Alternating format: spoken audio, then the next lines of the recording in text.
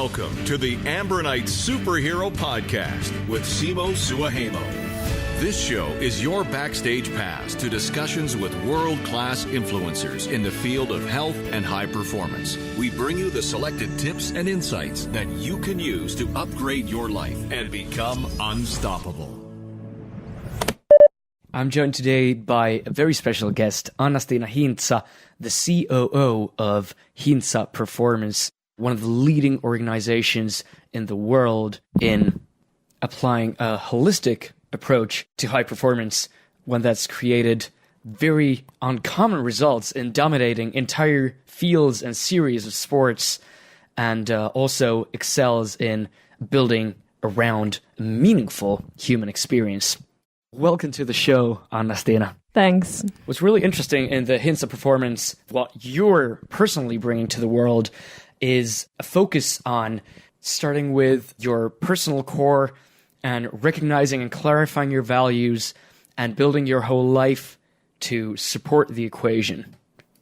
And using that as a proven successful method of bringing the best out of exceptional world-class performers, many of whom are household names in the sports world, including record-breaking Formula One drivers like Mika Häkkinen and Fernando Alonso.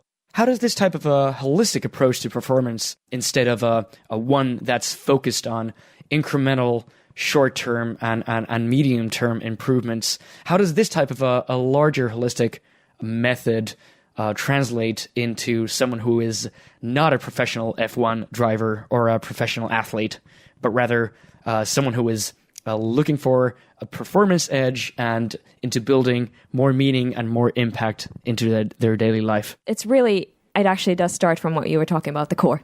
It's basically 3 questions that we ask from all of our clients, including these high performers. We ask about their identity. Do you know who you are? About their purpose. Do you know what you want? And finally, are you in control of your life? And it is through sort of like a process of exploration of those themes that we then start building kind of like the different blocks in their lives that actually matter. And it's interesting for how many of some of the top performers, even, it's the first time they stop to think about it. And that's sort of like that core is what we believe is the kind of the foundation of a long-term sustainable high performance even. For a lot of them, it is about performing. It's about performing under pressure even, but performing under pressure over a long period of time. And that's only possible when you have a sustainable foundation to build on. And that sustainable foundation, it actually starts from within. It starts from you. And it starts from sort of that internal, that sort of self-awareness. What is it that you actually care about? What is it that actually matters to you? What are your sort of like key strengths and values? And then what do you actually want to do about it? What's the sort of like impact or driving force in your life? And for a lot of them, like at some point, like with these drivers, it's quite clear. It's we work a lot with Formula One, and for them it is about being the world champion. Even for like the younger drivers, like from a very early age, that's their kind of key sort of purpose. But it's important that in addition to that purpose, they think about who they are. And it's not just the purpose that's driving them. If your identity is tied to just being a Formula One driver, what happens after your career? And it's sort of questions like that are actually quite easily translatable to you and me. Absolutely. And one of the key things that I've witnessed firsthand when going through a personal transformation and helping other people do the same is that there is no such thing as an overnight transformation. There are only more and less sustainable ways of building a new baseline in different areas of life. And I can imagine that that's at the very core of what you've been seeing, because many of the people you start working with Hintsa Performance are actually quite young when they're starting to work on these problems. Yeah, many of them are really young. We also work a lot with executives that are actually, closing retirement. And for them, it's the equal thing. And yeah, it starts... But the questions don't change, do they? The questions don't change at all. I think we're actually quite lucky to be thinking about them right now at this age. Because many of our clients think about them first time, when they are closing retirement. And it is sort of like, yeah, it's actually even painful to watch sometimes. If that's the first point in life when you start thinking, oh, wow, have I actually been, when you discover sort of what it is that actually matters to you, and then you reflect on your life and realize that maybe I haven't been actually living my life the way the way I want it to, or in accordance to those values. It's an uncomforting thought. It definitely is. And that's something that I've been also very much immersed in my own life, and also that of my company, and with Mikko, my co-founder, who you met in London. And we've been thinking about this a whole lot, and how actual sustainable transformations can only come through recognizing your own values and noticing, calling your own bullshit in a way, noticing where the rubber actually hits the road, whether or not you're living those values in your daily life. Exactly. Calling your own bullshit. I really love that. I think it is about being genuine to yourself, and it is about being honest to yourself about, where am I in terms of like in my life, in terms of the different elements in my life that are actually meaningful to me or that I actually care about. And then it is about kind of being realistic about that too. So a lot of our, when you do start that process and you do start thinking and you do recognize that, shit, maybe I'm not doing as well as I wish I was, then it is about like, okay, starting with small steps, as we all know. Like, I remember when I started that process, I was also sort of, I kind of wanted to turn things around overnight, obviously. I wanted to create a program. I wanted a plan, a concrete plan, please. And we do have a plan, but the plan was nothing like I expected it to be. It was one of my biggest issues was, we also look at, holistic health and well-being in terms of general health, physical activity, nutrition, mental energy, sleep and recovery, biomechanics. Exactly. And it's, we looked at all those elements. My biggest issue at the time was sleep. And I was expecting a, rigorous plan to change it. And I got 1 minute breathing exercises before going to bed. It was a disappointment. I was so disappointed. I was like, this is what is this? This is nothing. And it changed everything. It completely changed the first 2 hours of my sleep were actually completely disrupted. So I had problems actually switching off. That was my issue. And my coach recognized that. And what he gave me was 1 minute breathing exercises. And through that, 1 minute, which turned into 5 and 10, I was able to then kind of I gained 2 hours of sleep effectively. Because I was that's a payoff. That's a payoff. And it was sort of like one of the key sort of kind of counter arguments that we often get is that I don't have time for this. I don't have time for this. Everyone has 1 minute before going to bed. And if you can get 2 hours for it, as in my case, it's a good ROI. Absolutely. That's the best investment you can make. Definitely. Now, one thing that I find really impressive is the scope of the work you do at Hintsa Performance. The last 9 World Drivers' Championships in Formula One have been won by people who have been working with the Hintsa Performance coaching methods. One of them is the legendary Formula One champion Mika Häkkinen, who was actually speaking at a panel where also one of my teammates, Inka, was invited. And Mika has been speaking extensively about the interconnectedness of the psychology and the mental game into and bringing that into racing performance. You work with athletes, executives, and other clients by starting from some of the most fundamental and important questions, their identity and values, and what outcomes are they really after. And after that, you only go and look at the outer sphere of physical activity, of nutrition, of recovery, mental energy, and so forth. So you start much, much deeper before exploring other building blocks and daily actions and the routines that most people associate with when we talk about health and well-being and high performance. And this is actually where, unfortunately, most programs get stuck in, and most programs focus in most heavily. And they, in fact, ignore the critical questions of why and the critical questions of internal purpose. In fact, many other programs tend to start and end on the outer sphere, and I think that's a big problem. They look at performance on a very superficial level without really doing what I like to call the psychological heavy lifting in helping athletes to really know themselves and in helping them identify and prioritize their own values and really discover what's driving them and why they really wake up in the morning. And your own journey also involves some extreme experiences in the world of endurance racing that have played a part in asking some deeper questions about what is meaningful to you. You've just completed your 5th ultramarathon race in Antarctica, which was 250 kilometers. That's a whopping 155 miles. And before that, you've raced in other extreme environments like the Atacama Desert and the Gobi Desert. So Antarctica was definitely one of the most challenging races mentally that I've ever done. Probably the most challenging one. And the kind of key reasons for that, you started every day by not really knowing for how long you have to go on. So every day we'd just keep on running until the weather didn't allow us to do so anymore. So we were basically like completely, it was just dependent on the weather.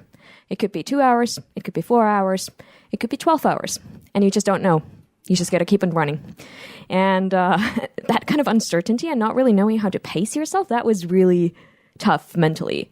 The other thing was that because of safety primarily and because of the location, we were running in circles and like literally in circles and like the worst or sorry, not the worst, well the most challenging day was a 1.2 kilometer loop up and down the iceberg and for 11 hours. That's a tight loop.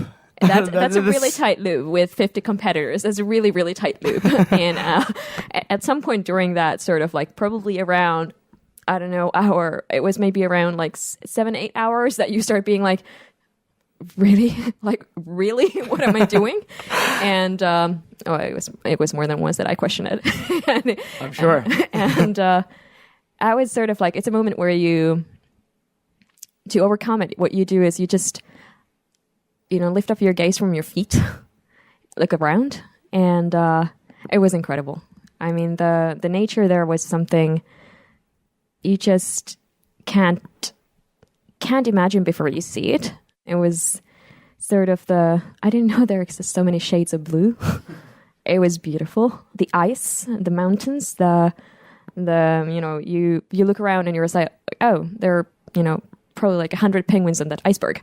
You look around and there is a whale and it's sort of like, and just, look around and appreciate where you are and that you are actually going through this unique experience that you'll probably never experience again. That was sort of immerse yourself in and the scenery. It was beautiful. The immersive nature of this is something that I can totally relate to through my own adventures and climbing expeditions. And I've always wondered if there are other people who get these sorts of immersive experiences during these races. This is your 5th race, 5th ultra. Can you talk a bit about those? I think that's the key reason why I do these anyway. It's that sort of like that's the feeling that you're looking for. And so my first ultra I did in Jordan. And that was, to be honest, that the reason why I did it was primarily just because I needed a goal that I didn't know if I was going to make it through. And I was actually recovering from a burnout at the time. I was working as a management consultant before, and I loved what I did. I worked a lot, and I realized I was working too much at some point, and I realized also that I'm the type of person who needs a goal to actually then implement some of the things that I know I should be doing anyway. And that was my goal. I was like, okay, this is hard enough. I'm not sure I'm going to make it. I don't know if I'm going to survive the desert. And that was the first experience. But the experience there was during the first couple of days. You're kind of like going through your inbox. You're going through your sort of like, yeah, I should probably do that and that and that. Then you start thinking about things like relationships. The people in your lives. And I remember being like, oh, I should talk to my mother about that. And it was sort of like, you start thinking about the people that, you realize maybe, I haven't been in touch with these people enough. Like, I wonder how he or she's doing. And it was sort of like, you start having thoughts that you don't have the time to think about in your kind of ordinary life. And that was sort of like, day 2, day 3. And then at some point you start thinking about yourself and you start thinking about like, so I haven't been in touch with these people. Why? What are the things that really matter to me? what are some of like the key values? What are my like key values? It's sort of at Hintsa, my current job, what we ask are the three questions my father used to ask people are sort of, do you know who you are? Do you know what you want? And are you in control of your life? And those were just sort of things that you start thinking about. So like, who am I really? And you start going through that process. And then at some point you sort of like run out of thoughts. And then it just becomes really sort of like you become acutely aware of your surroundings, of kind of the sand beneath your feet, of sort of, oh, the tree, oh, a bird. And especially in the desert where there is not really much out there. And during the races, they're small races. There are not that many people. And you spread out through like 40 to 90K. So it's like, there are a lot of times when you just don't see anyone for the longest time. And you're just completely alone in this vast emptiness. And it's beautiful. It's really, really beautiful. You feel like you're part of something bigger, and you also realize how small you are. And I actually quite like that feeling. It feels liberating in a sense. I can definitely appreciate that feeling. In fact, I found that to be, or those kinds of experiences for me personally, to be the context at which I feel like I get to know myself the best and get to peel off some of the layers of the onion that are kind of cushioned by everyday reality and everyday pursuits. As an entrepreneur, or many A players listening to this discussion can relate to the fact that you're a person with a high drive to achievement and a high pain tolerance, and often there are not that many places or contexts to contemplate on what really matters and to really get to the bottom of your values. What do you think about these experiences in terms of sharing these with the world? Because not that many people can relate to these kinds of extreme endurance pursuits. Are there any ways for you personally to explore these states to get to the bottom of yourself in everyday life? That's a really great question. And one of the questions I most often get asked is like, why on earth would you do this? And for me, it is exactly like you were saying. It's my chance to, stop and reflect. The question is, do I really need to go to a desert and run 250 kilometers to stop and reflect? Is that the only way? Like, would there be potentially an easier and maybe even cheaper alternative, an alternative way to do it? And yeah, absolutely. And I think it's absolutely necessary that we find those moments and also in our everyday life. I think the challenge is that it's not easy. It's much easier to sort of like stop and reflect in an environment like that, where you're kind of like completely detached from your work and from your responsibilities, and from also, it's not just responsibility. It's like it's for many of us, it's our passion. Exactly. Like what we do. It's not because of like responsibility and duty. It's because we love what we do and we're like deeply passionate about what we do. And it's not negative. It's on the contrary, it's extremely positive. And the challenge is that can also be dangerous if we don't ever kind of detach ourselves from it. I think for me, sort of the good thing with ultra endurance is that it requires you also to take those moments every week. I have to run. I have to get out. I have to sort of spend time by myself quite a bit every day. I still like the nature. I need the outdoors. Or for me, that's my place where I get the chance to kind of stop and reflect. It takes time though. Like for me, it takes a little bit of time and sort of conscious reflection. I mean, a lot of people do meditation nowadays. And I actually think that is a great way of sort of maybe instead of spending 2 days in a desert in order to get to a point where you're like maybe able to kind of feel that state of not really thinking about anything. I mean, meditation it's basically the same thing, but you just don't need to spend 2 days, you spend 20 minutes. It is something that I do personally practice. Let's be honest, I don't do it every day. I'm sure none of us really do, even regardless of our best efforts. Regardless of our best efforts. Well, yeah, not perfect at all. So I don't do it every day, but I do try to do it every week. And that for me right now is sort of It's something to kind of complement that running experience. But for me, yeah, running really is the thing that really helps me to disconnect. It's I also have a dog, and running with my dog definitely helps me disconnect, because if I focus on anything else but him, he'll not behave so well.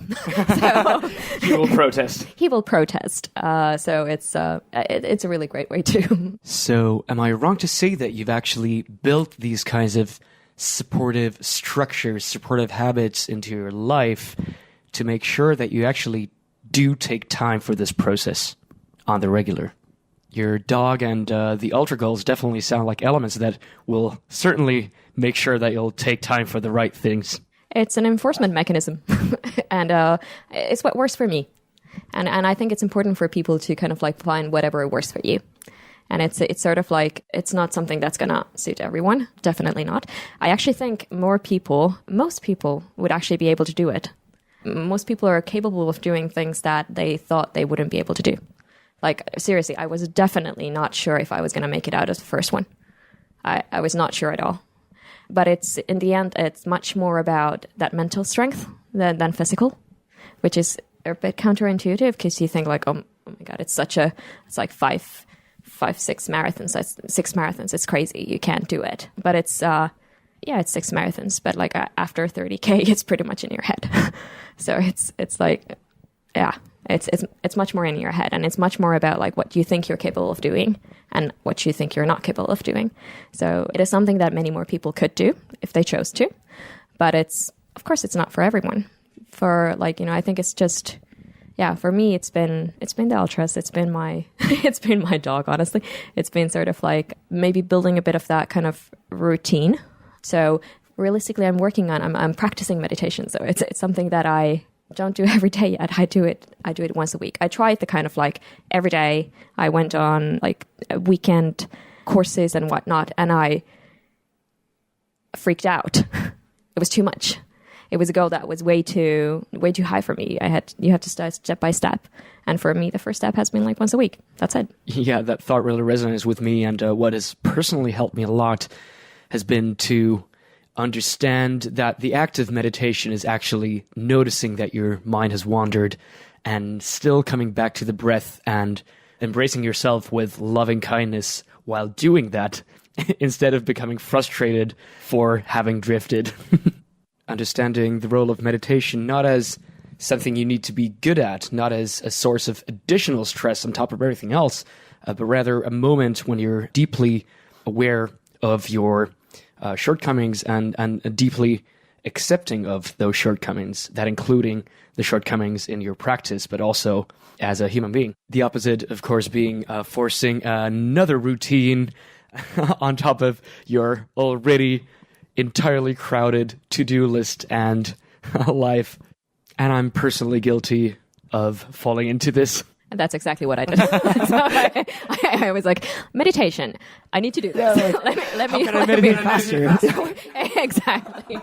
That's pretty much exactly how I did it. And it was sort of, I think there's so many similarities between meditation and ultra endurance, actually, because ultra endurance is also like, you can't go there thinking that I'm going to run this at, whatever pace you're running your marathon, or I'm going to run this as X pace, because you never know what's going to happen. The weather changes, kind of like you never know how the course is going to be exactly. You never know how your feet will be. You never know how your kind of stomach will hold up. There are like so many different factors. You never know if you run into someone who's in trouble. And it's sort of like there's so many factors involved in that. And the environments are they're beautiful and gorgeous, but they're also very extreme. So there's no way you can control it. And accepting that is something that I find very similar to meditation. You have to be kind to yourself, and you have to be kind of accepting of that imperfection. It's not going to be a perfect race at pace X. It's something that you just need to adjust to. Exactly. And I feel that goes for our everyday lives at scale as well.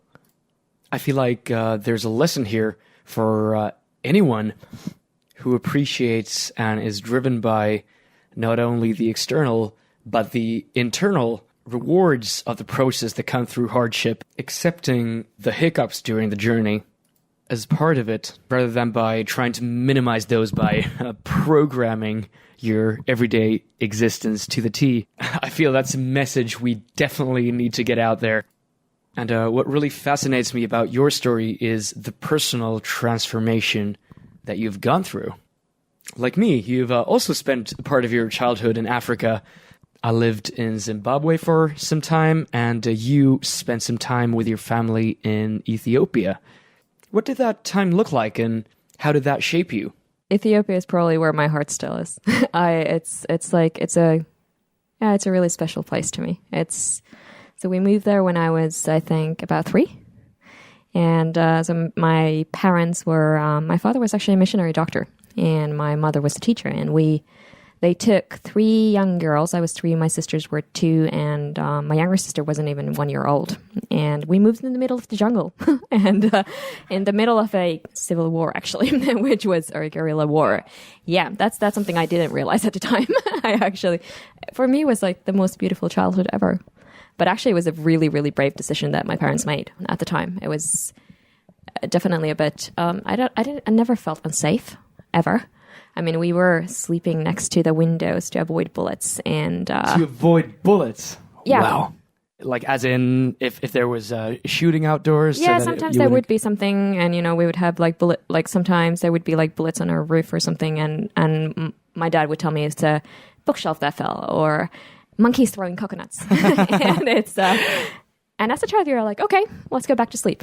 And it's I never ever felt unsafe. I mean, we were evacuated at times, and it was sort of like with hindsight and as an adult, I'm sort of thinking like, would I take 3 blonde girls to the middle of a civil war in Africa? I would think about it. but For most people, that might be a no, unless you have a specifically strong calling. A very, very strong calling to help. And that's something I think has shaped me the most. And I get it from both my parents. They had an extremely, extremely strong calling to help people. And my father was actually training Ethiopian surgeons. He had a clinic in Shebe that he was leading. And what he did was, I've only heard about it later on, obviously, but it has been extremely inspiring. Same goes for my mother. And it was that sort of the decisions that they took, and the childhood that we got to live, and especially understanding it now as an adult, I'm just extremely grateful. It was sort of like it has given me a perspective that I don't think I would otherwise have. And I think like the kind of deepest sort of feeling that it has installed in me is gratitude. I'm just extremely grateful for what I have now, for what I'm able to do now, or for what I am sort of able to experience now, what I'm able to talk about right now, the people I get to meet. But then also that, like, yeah, that whole experience was something that definitely gives you perspective. I'm sure. And there's an element to it that I'm sure that you've only had the chance of kind of analyzing later in life, like how these experiences have shaped your view of the world, and indeed from a larger perspective, what it means to serve people and what it means to give a gift that not many people are. And also what you learn from them. I think that's even like a bigger thing. So like, a lot of times, it is funny, like we talk about it, and it's even kind of like a cliche that, you go there and people are happy, but they are. And they're happy with much, much less. And that's sort of like that, it goes back to being grateful. There is a kind of, a sort of very deep feeling of happiness and content. And I'm not really even sure how to explain it, but that joy is very sort of explicit and evident and strong and visible in their everyday life. And also what I feel one of the great lessons there is that many of the core components of a daily meaningful experience start from community. Yes. And in fact, it seems like our kind of Western abundance has in fact disconnected us from each other to a great extent, which is the polar opposite of life in so many other cultures. Where you have to be part of a community to survive. I think that's the point. So like, there's no way these people would, your family is extremely important because there is no other safety net. I think there is also that sort of like you're reliant on each other. You need each other. And that's why it's sort of like you do get this sort of like deeper connection and sense of community, which then is actually, like you said, it's part of that sort of, what then gives you meaning. And one thing that's a very particularly interesting part of your own story is the kind of a transformation into the track that you're now applying through your own experiences with hardships, including that of a burnout. So can you please explain how that has kind of shaped your current ability to help others, especially people with a tendency of getting way immersed into high performance? Yeah, it's really, it has definitely shaped me. And it was definitely an experience that I've been wondering, like, do we really all have to go through that to learn? Like, why do we all have to go through that same sort of like, same story? But yeah, so I was like from Ethiopia, we came back and I ended up working for a management consultancy, a global management consultancy, which I actually really, really loved. It was sort of what gave me meaning, and not most people would not associate meaning with management consulting, maybe. But for me, it actually was. I was working mostly with developing economies. I was working in the public sector, social sector. I was doing things like calculating the economic value of peace in conflict zones as a part of like a peace negotiation process. Wow. And it was sort of like the kind of topics that we worked on, the kind of work that we were doing was just incredibly meaningful and interesting. And the people you get to work with are intelligent. And the clients you have are like prime ministers of XYZ. And it was sort of like you were feeling like you really have, one of my core values is actually impact. And I really, it's something I strive towards. It's something that drives me. And I was really feeling like I was having an impact. And it's that sort of like, I think for many of us, it's that kind of overuse of passion, like obsessive passion, even that obsessive kind of, passion. Yeah, I think that's a term that we've been talking about earlier on, and it's that, that's obsessive passion that's actually what causes us to burn out eventually. It's not sort of like your boss forcing you to work overtime or negative stress or something like, well, negative stress eventually, yeah. But it's not like someone's forcing you to do something and you're just like overburdened with responsibilities or whatnot. It's because you love what you're doing. Nobody forces you to do it. You just love it.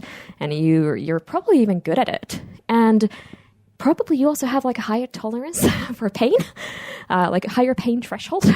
And it's the combination of those things, like combination of your kind of like your overuse of your strengths, that obsessive passion, and that sort of like higher pain threshold that then maybe causes you to crash and burn in a way that's not, and you fall from higher up, basically. And the fall can be actually quite hard. For me, it was actually very physical. So very physical. Yeah, I like literally the moment I realized I had gone too far was I was working on a project and on 3 different continents. And it was a November morning. I was rushing through the stairs to catch a taxi in my Helsinki apartment. And I fell down the stairs. I fainted. I lost my consciousness. You blacked out suddenly. I blacked out suddenly. I was running down the stairs. I literally rolled down the staircase. Whoa. Woke up at the bottom of it. I like woke up. I noticed like, my head's bleeding. And my first thought was, oh my God, where's my laptop? And then I'm like, that was the first thought. And then I'm like, shh, I need help. Like, this is not good. That's what kind of scared me. Like, instead of thinking of like, I should probably see a doctor, I was more concerned with my laptop.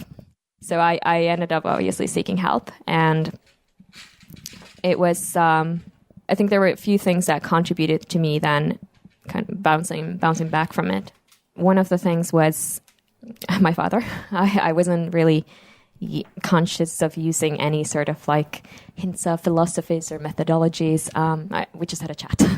And he did start by actually asking me those 3 questions, like, do you know who you are? And do you know what you want? And do you feel like you're in control?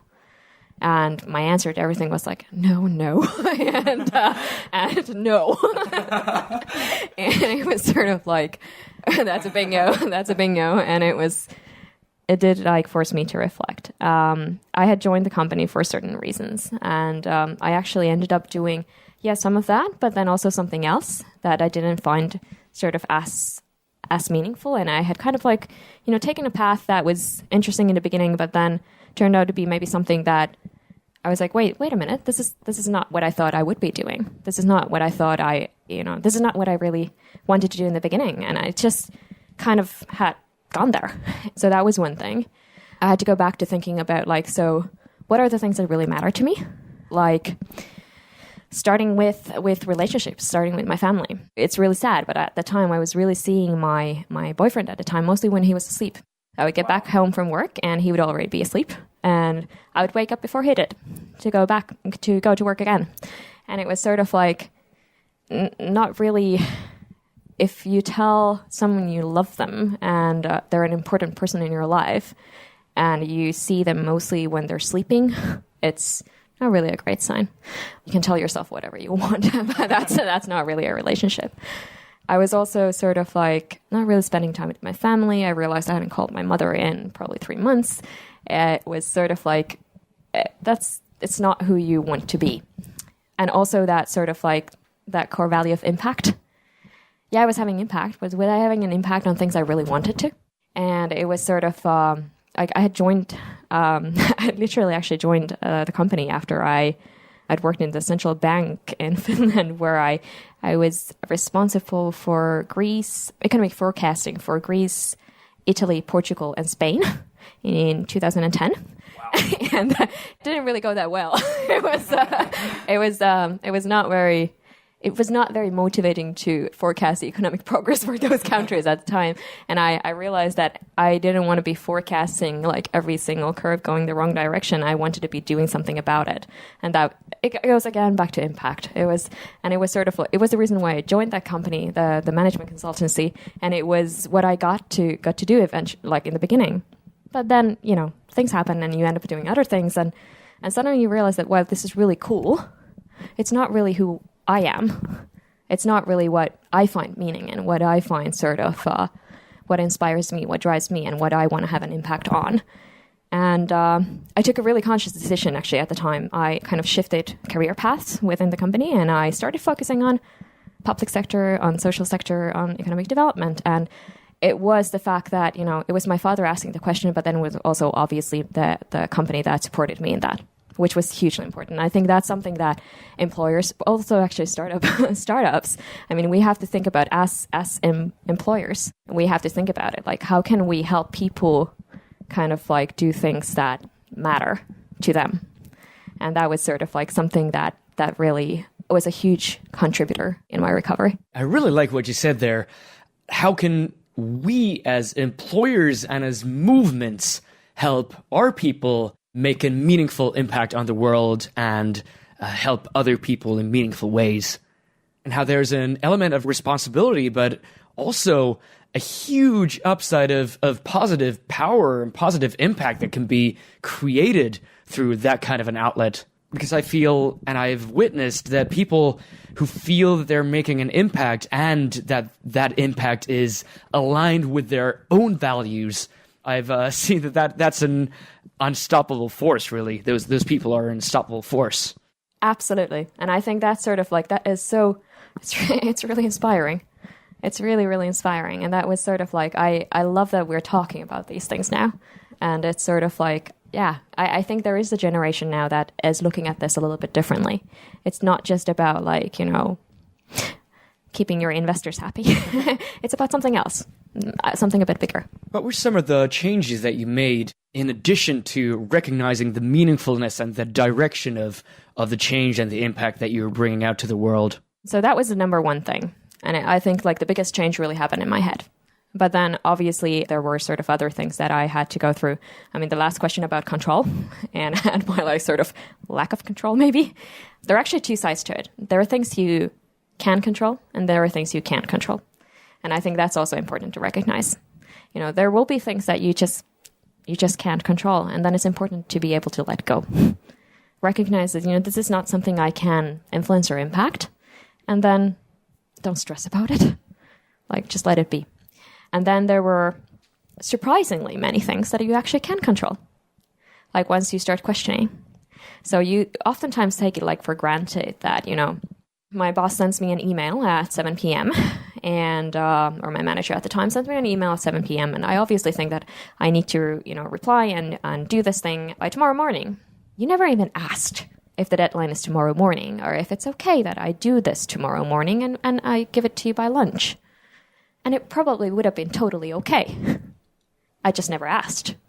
A lot of the things I was actually just imposing on myself, thinking that this is the way it is, without ever questioning it. Or the client really needs this by tomorrow. Actually, maybe it would be better that we only returned it, the day after tomorrow, or maybe on Friday, so that the client actually has also time to process and be part of the change and the journey and the discussion, as opposed to us like turning things overnight and delivering them in the morning. That type of sort of questioning and learnings were things that I started. It's sort of like, that was sort of a prerequisite for me then to be able to make some actually concrete changes, like, making sure that I have at least 1 or 2 nights off per week during the work week, which was not a given at all. It sounds horrible to some people, but I think a lot of people will also recognize that it's quite normal. Horrible thing to say. Then there were sort of like, what I actually realized was the most important thing for me was to keep my mornings sacred. Keep your mornings sacred. Sacred. It was sort of like from 6 a.m. to 10 a.m. I don't want any meetings. I don't want to talk to people really. That's my time. So what I would do during those mornings would I would go for a run. And it was a great thing, by the way. So that first ultra was really my enforcing mechanism. I had to run. I had to get back in shape. Otherwise, it just wouldn't have worked. So it was sort of like I knew I had to do my morning run. And that was a great way for me to actually, the first thing I did in the morning was no longer, check my email. It was actually, put on my gear and get out. And it was sort of that routine kind of had a cascading effect.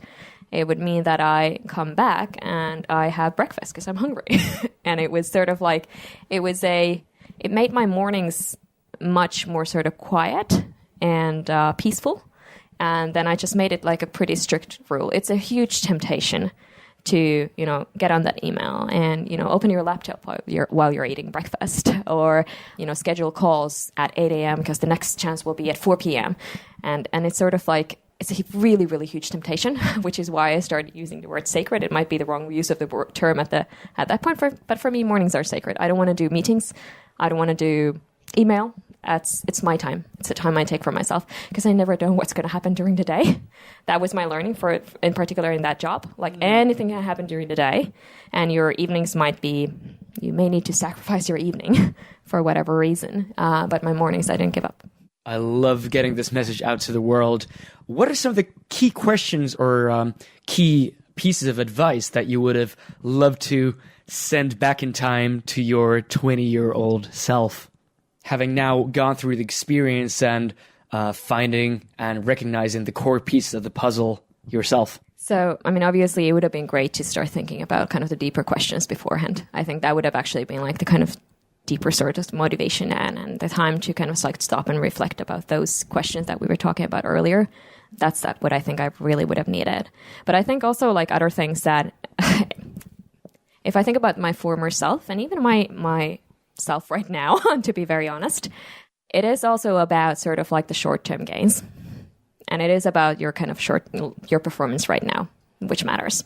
And I think if I had understood at the time what kind of an impact my lifestyle and my work style was having on my performance, or the cost of that performance, actually, both, I probably would have thought about things differently.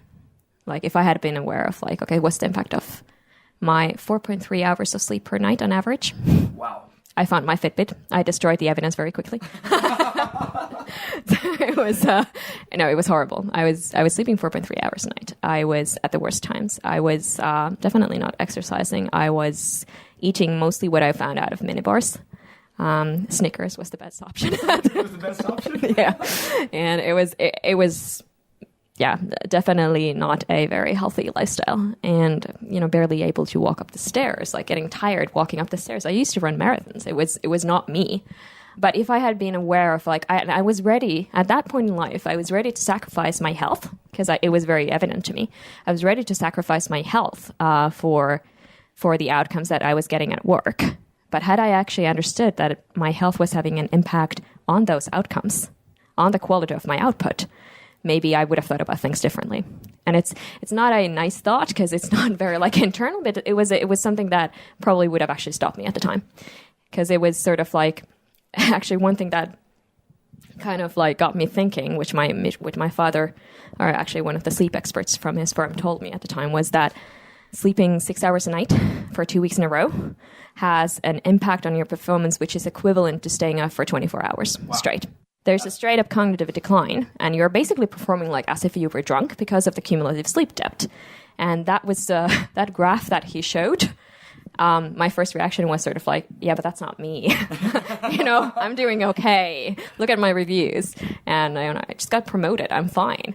And his response was, next slide, which was the same people who were like, and their self-rated performance, which was like for the first couple of days, they noticed a decline. But after that, it just plateaued. They're like, yeah. It just plateaued? Yeah, it plateaued. So what happens is your brain gets used to it. You get sort of like, you get used to that sort of suboptimal cognitive performance, and you get used to kind of thinking foggy. And it was sort of like, that was sort of like, okay. And honestly, like after a couple of nights of good sleep, you do think a little bit clearer. I mean, like, just try it out. Try for a week. Try and get like 7 to 9 hours for a week. And you will notice like the difference. Everything is just a little bit easier, more logical, more clear. You're just thinking a bit faster.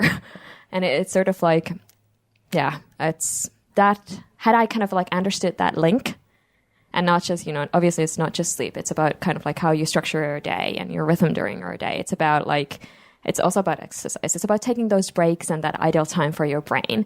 It's about what you eat. And it's all of those things combined, obviously. And they have an impact on your health. But had I understood that, what I was at the point in time I was ready to sacrifice. But had I understood that they also have an impact, a direct impact on my performance, I think that would have got me thinking. And that, I feel, is something that so many of us on a knowledge level recognize and kind of understand, but haven't fully internalized and integrated into our daily lives, because we don't really always pay the due focus on getting proper sleep, eating properly, de-stressing properly, recovering properly, and in a general way, building our lives in a sustainable format rather than optimizing short to midterm outcomes. Yeah, because we're okay. That's the thing. Because we're still performing. We're still sort of like, I think that's the kind of danger. We're still doing okay.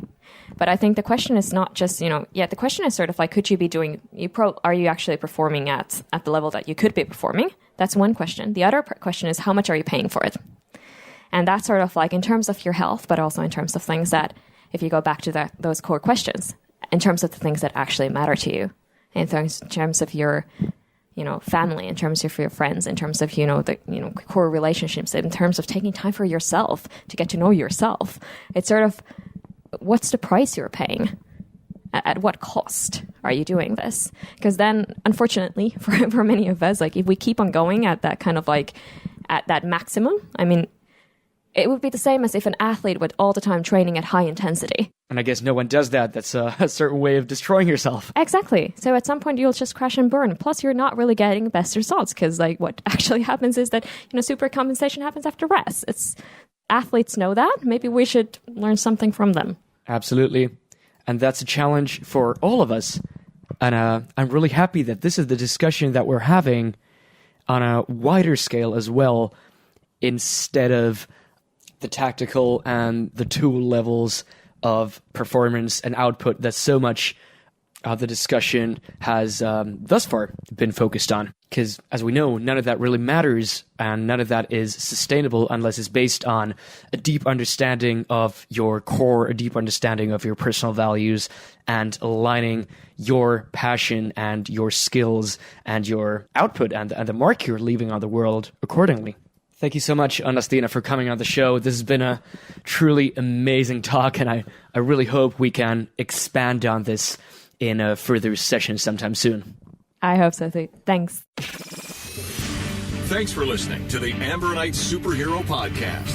Please check out the links, show notes, and other episodes at ambronite.com/podcast. That's AMBRONITE.com/podcast. Thanks again, and catch you in the next episode.